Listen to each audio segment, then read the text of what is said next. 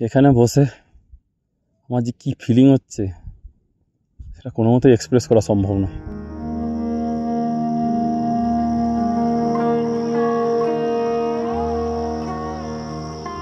বারো হাজার ফুট উচ্চতায় দাঁড়িয়ে একদিকে সোনালি আলোয় দীপ্ত কাঞ্চনজঙ্ঘা, অন্যদিকে এভারেস্ট, লোৎসে আর মাকালু, বিশ্বের সর্বোচ্চ শৃঙ্গগুলো লাল রঙে রঙিন হয়ে এক ফ্রেমে বন্দি।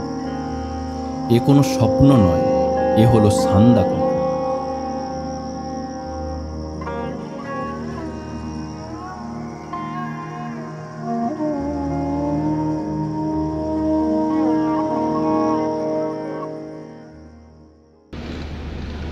কলকাতা থেকে রাতের ট্রেন ধরে পৌঁছালাম এনজেপি, যেখান থেকে ভাড়া নিলাম একটি স্কুটি। এনজেপি থেকে রিজার্ভ ও শেয়ার দুটো গাড়িই পাওয়া যায় মানেভঞ্জন যাওয়ার জন্য। আমরা বেছে নিয়েছি মিরিকের রাস্তা।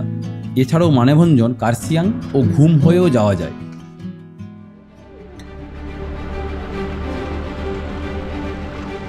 মিরিকের কাছাকাছি আসতেই আমরা হারিয়ে গেছি মেঘ আর চা বাগানের এই মায়াবী সৌন্দর্য।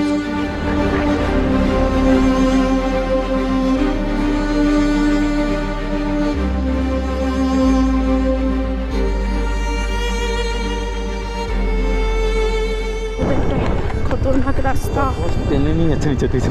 যারা স্কুটি চালিয়ে বা বাইক চালিয়ে আসবে এইটুকু অ্যাডভাইস, টানা ব্রেকিং করবে না, তাহলে ব্রেক ধরবে না কিছুক্ষণ বাদে। মিরিক পেরোনোর পর সীমানা বাজার হয়ে আমরা পৌঁছালাম মানেভঞ্জন। মানেভঞ্জন সমুদ্রপৃষ্ঠ থেকে ৬৭০০ ফুট উচ্চতায় অবস্থিত একটি ছোট্ট গ্রাম, যার এক অংশ ভারতে আর এক অংশ নেপালে। এত ফ্রেন্ডলি বর্ডার খুব কমই দেখা যায়। সান্দাকফু যেতে গেলে ল্যান্ড রোভার অ্যাসোসিয়েশন থেকে গাড়ি বুক করতে হয়, যার চার্জ স্ক্রিনে দিয়ে দিলাম।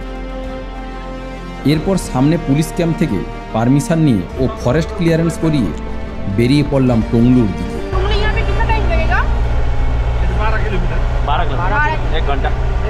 এর দূরত্ব প্রায় ১১ কিলোমিটার, সময় লাগে ১.৫ ঘন্টার মতো। এখানকার হেরিটেজ ল্যান্ড রোভার না পাওয়ার জন্য বেছে নিলাম বোলেরো 4x4, যা তুলনামূলকভাবে একটু আরামদায়ক। মানেভঞ্জন থেকে ৩ কিলোমিটার আসার পর থামলাম চিত্রে। জায়গাটা ছবির মতো সুন্দর, তাই এই জায়গার নাম চিত্রে। আর একটা ছোট্ট ইনফরমেশান দিয়ে রাখি, টংলু বা সান্দাকফুতে মোবাইল নেটওয়ার্ক নেই, কিন্তু ওয়াইফাই আছে, তাই হোটেল বুকিং করতে গেলে হোয়াটসঅ্যাপ কল করতে হয়। আজ আকাশের মুখ ভার, চারিদিক মেঘে ঢাকা, তাই তেমন কোথাও না দাঁড়িয়ে চিত্রে ও মেঘমা ক্রস করে চলে আসলাম টুমলি। আজ আমরা উঠেছি গ্রিন হিল প্যারাডাইস হোটেলে, যার চার্জ ১২০০ টাকা পার হেড পার ডে। হোটেলটা কিন্তু যথেষ্ট পরিষ্কার পরিচ্ছন্ন।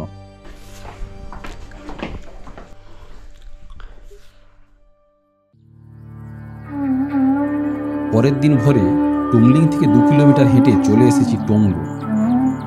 আজ আকাশ পরিষ্কার, সূর্য উঠতেই পাহাড় জেগে উঠেছে লালচে আভায়।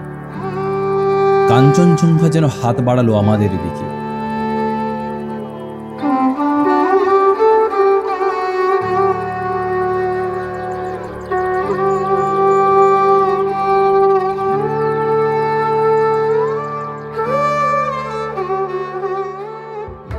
এখানে বসে আমার যে কী ফিলিং হচ্ছে কোনো মতেই এক্সপ্রেস করা সম্ভব না।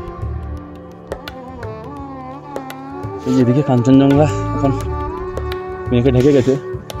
সকালবেলা যে সৌন্দর্যটা দেখেছি, তার জন্য কালকে আমরা টংলুতে থাকতে চেষ্টা করেছিলাম, কিন্তু টংলুতে কোনো রুম পাইনি বহু চেষ্টা করেও, কারণ আমি জানতাম যে টংলুতেই সবচেয়ে বেস্ট ভিউ আসে কাঞ্চনজঙ্ঘা এবং তার মেঘের যে কম্বিনেশানটা সেটা। কিন্তু যেহেতু এখানে রুম পাইনি, সেই জন্য আমরা টুমলিংয়ে থাকতে বাধ্য হয়েছিলাম। তো ছবি তো তুলতে হবে, যাই হোক করে টংলু তো আসতেই হবে। তো অনলাইনে দেখে নিয়েছিলাম যে টুমলিং থেকে টংলু, এইদিকে হচ্ছে টুমলিং, এটা হচ্ছে টংলু, এই হচ্ছে টংলু টেকারসাট। একটা কটেজ রয়েছে, আর আমার পিছনে ঠিক এই ঘরটার পিছন দিকে যেখানে বসে আছি, এই পিছনে কিছু নতুন নতুন আরও কটেজ হচ্ছে। খুব ভালো ভিউ রুম, পরে যারা আসে তারা অবশ্যই ভালো ভিউ পাবে।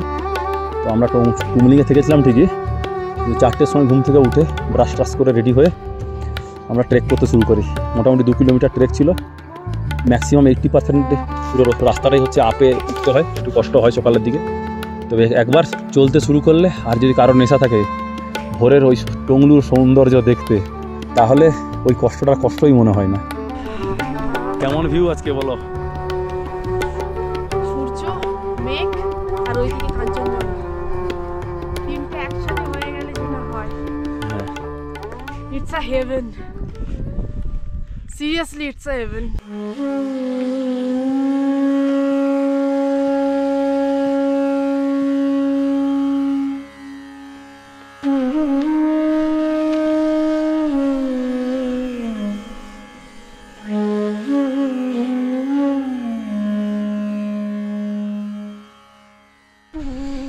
এগুলো হচ্ছে রোডোডেন্ড্রন গাছ।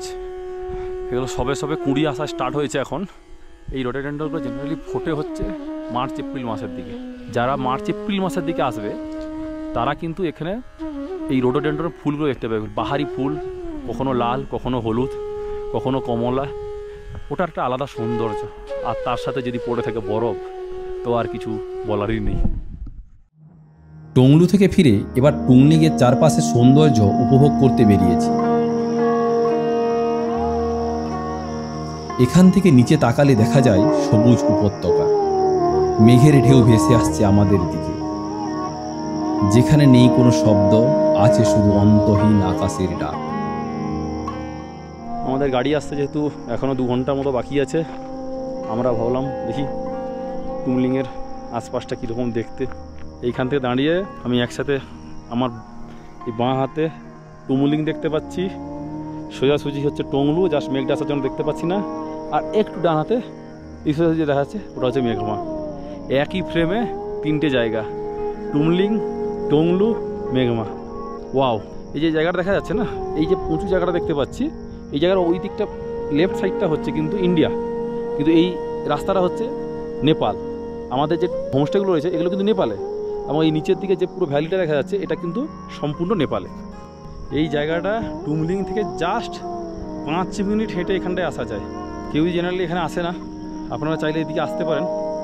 এখানে যে ভিউটা দেখা যাচ্ছে অভূতপূর্ব, অভূতপূর্ব, মানে এটা ভাষায় বর্ণনা করা যাবে না যে ভিউটা এখানে আসছে। এই যে মেঘটা সামনে থেকে উঠে আসছে, ঠিক আছে, গ্রিন পুরো একটা ভ্যালি দেখা যাচ্ছে। সবচেয়ে সুন্দর ওই বাচ্চাগুলো। হ্যাঁ, বাচ্চাগুলো এদিকে খেলছে, এদিকে একটা স্কুল আছে।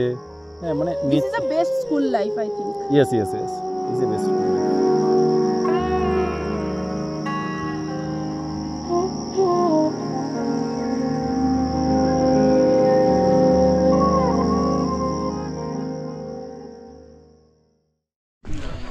এখন নাকি দুপুর 12টা, এই হচ্ছে টুমলিংয়ের ওয়েদার দুপুর 12টার সময়। এই জন্য মনে হচ্ছে সন্ধ্যা হয়ে গেছে, 5টা-6টা বাজে। এটা ভাবতেই পারছি না যে সকালবেলা এত সুন্দর পরিষ্কার কাঞ্চনজঙ্ঘা দেখতে পেয়েছি।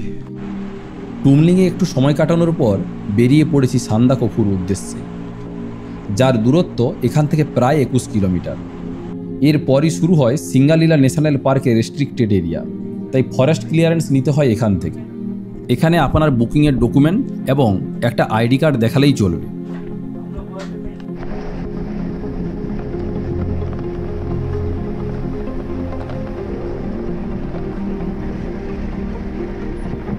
जनवरी में पूरा बर्फ होता है हाँ हाँ, और मार्च अप्रैल में फ्लावरिंग का टाइम मार्च अप्रैल में फ्लावरिंग का टाइम होता वो जो रोडोडेंड्रन का फ्लावर होता है। এই ঘন জঙ্গল পেরোনোর পর প্রথমে থামলাম গৈরিবাস। है। मैंने क्या बोला ना, पांडा जी गेट हाँ हाँ, यहाँ पे ओके।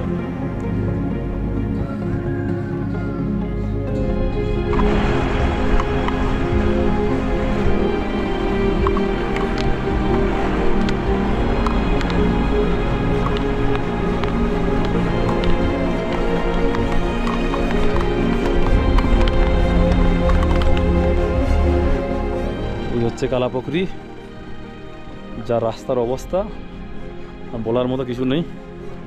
কিন্তু আমরা এখানে বেশি লেট করব না, আমরা চলে যাবো সোজা সান্দাকফু, কারণ আমাদের আজ যেতে হবে সানসেট দেখার জন্য। এই কালো জলের লেককে স্থানীয়রা খুব পবিত্র বলে মনে করেন। এই বাঁ দিকের রাস্তাটা ইন্ডিয়ার, ডান দিকের রাস্তাটা নেপালের, এদিকটা নেপাল, এদিকটা ইন্ডিয়া। এমন ফ্রেন্ডলি বর্ডার খুব কম জায়গায় রয়েছে আমাদের ইন্ডিয়ার সাথে অন্য দেশের। এরপর রাস্তা যতই উপরে উঠছে ততই ভয়ঙ্কর হয়ে উঠছে। শেষ 3 কিলোমিটার খাড়া চড়াই, ভাঙা রাস্তা আর পাথুরে বাঁ। গাড়ি উঠছে ধীরে ধীরে, বুক কেঁপে উঠছে প্রতিটা মুহূর্তে। তবুও পাহাড় আমাদের ডাকছে।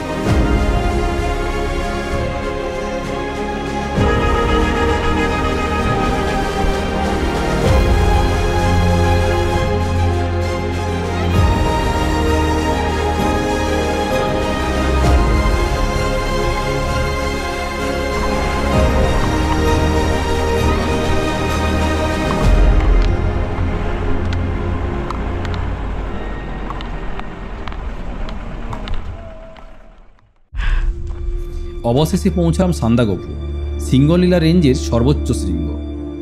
দুপুরে সাদামাটা খাবার খেয়ে আমরা যাচ্ছি আল ভিউ পয়েন্টে সূর্যাস্ত দেখতে। এখন আমরা আলের উদ্দেশ্যে যাচ্ছি। সানসেট দেখতে পাবো না, যদি সানসেট দেখতে না পাই কারণ সানরাইজ দেখতে আসবো। হ্যাঁ হাউ দ্য জোস বাস। হ্যাঁ, এই যে গাছগুলো সব দেখা যাচ্ছে, এই সব গাছগুলো জেনারেলি 3000 3.5 মিটারের উপরে উঠলে জেনারেলি এইসব গাছ দেখা যায়। প্রতিটা গাছের একটা ক্যারেক্টারিস্টিক্স আছে যে কত অল্টিটিউডের উপরে ওটা হয়। তো জেনারেলি যদি এইসব গাছ দেখা যায় এগুলোকে ক্রিসমাস ট্রি বলা হয়। তো এই গাছ দেখা মানে ধরে নিতে হবে আমি 3.5 মিটারের উপরেই আছি।